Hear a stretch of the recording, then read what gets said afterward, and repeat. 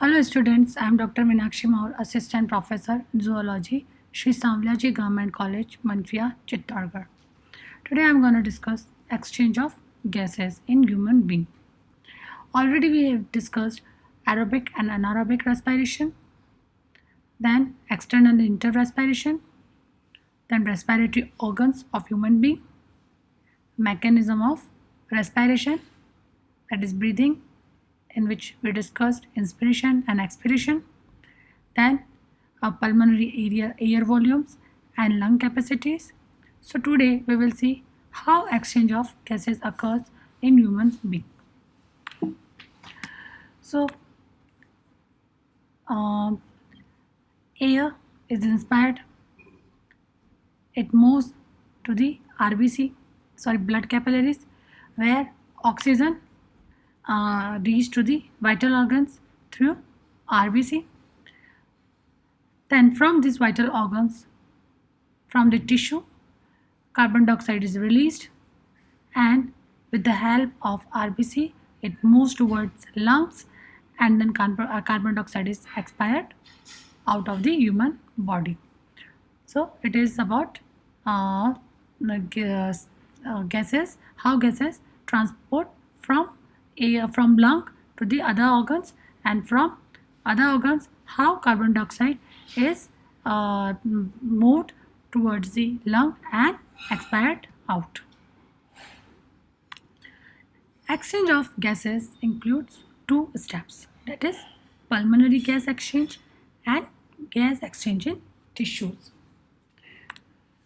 So, as we all know, the air which is inside the alveoli, this is a alveoli, is in very close contact with the air, because alveoli membrane is very thin, very thin, and it is richly supplied with blood capillaries. And this membrane, together with endothelial layer of capillaries, is called respiratory membrane. A respiratory membrane is of about 0.2 mm thick, and it allows quick diffusion of gases. Why? Because the diffusion capacity of this respiratory membrane is very high. Now, we will discuss pulmonary gas exchange, which is also known as external respiration. It involves exchange of oxygen of a fresh air and carbon dioxide at the level of pulmonary alveoli, which occurs through the mucus. So first we will see uptake of oxygen by the pulmonary blood.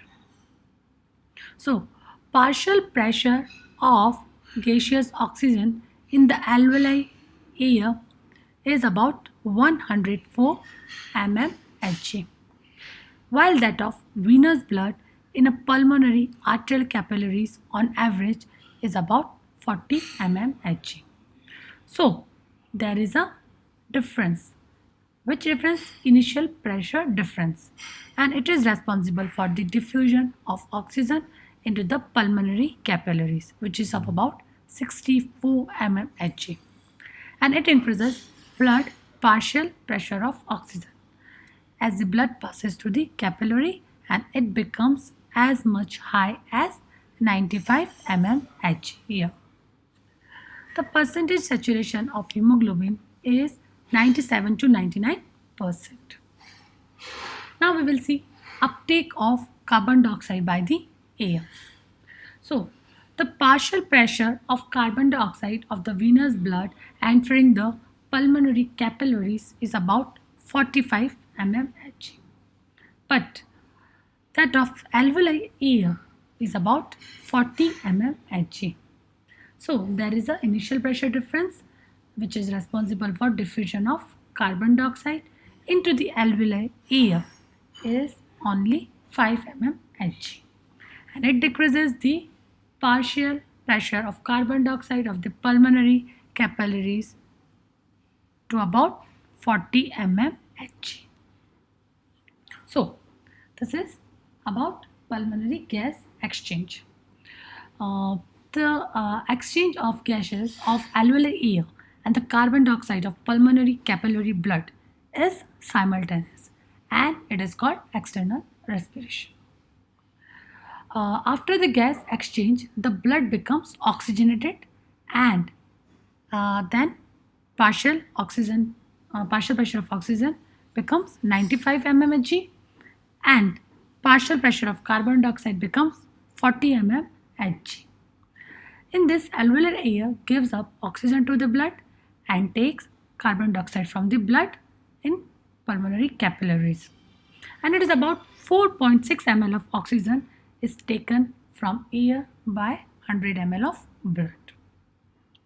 So there are some factors which determines the rate of gas exchange through the respiratory membrane. So first is thickness of respiratory membrane. Second, surface area of the membrane. Third is diffusion coefficient of the gas. That is, carbon dioxide diffuses through the membrane about 20 to 25 times faster than the oxygen. And the fourth one is the the pressure difference across the membrane. Now we will see how gases exchange occurs in tissues, and this gas exchange in tissue is known as internal respiration.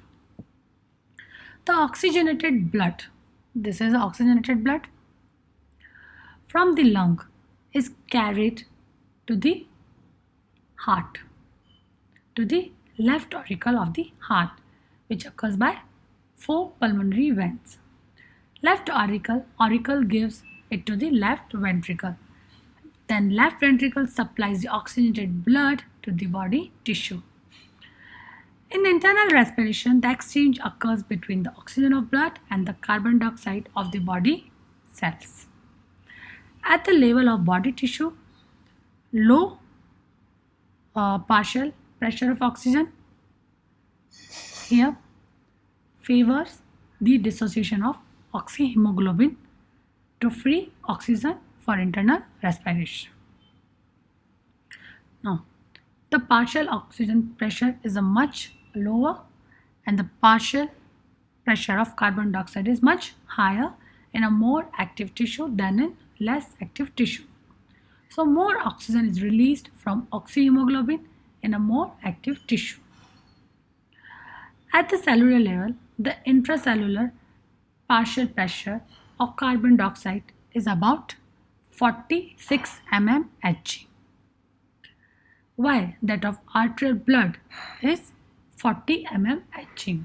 So carbon dioxide diffuses rapidly from body cell to blood capillary through tissue fluid, and it increases the partial pressure of carbon dioxide of the blood from 40 mmHg to 46 mmHg, or we can say 45 mmHg.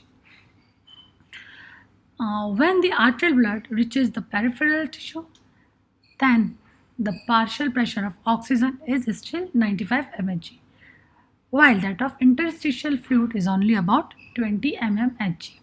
So there is a high initial pressure difference, and it causes rapid diffusion of oxygen from the blood into the tissue, so that partial oxygen pressure of blood falls to about 40 mmHg. So in internal respiration, the blood receives carbon dioxide from the body tissue and gives oxygen to them through the interstitial fluid, and the exchange of gases is simultaneous, and this is called internal respiration. So it's all about exchange of gases, which includes external respiration and internal respiration. Now this blood moves towards the alveoli, and then carbon dioxide is expired out. So this all phenomena is dependent upon diffusion, or we can say internal pressure difference, which is responsible for the diffusion. So diffusion capacity of a membrane is a very important factor in it. Diffusion capacity of the membrane is the volume of gas which diffuses through the membrane per minute for a pressure difference of 1 mmHg, and it also depends upon the solubility of gases. So it's all about gases exchange. We studied gases exchange at the alveoli surface or the lung surface, and then gases exchange at tissue level. So it is exchange of gases. Thank you.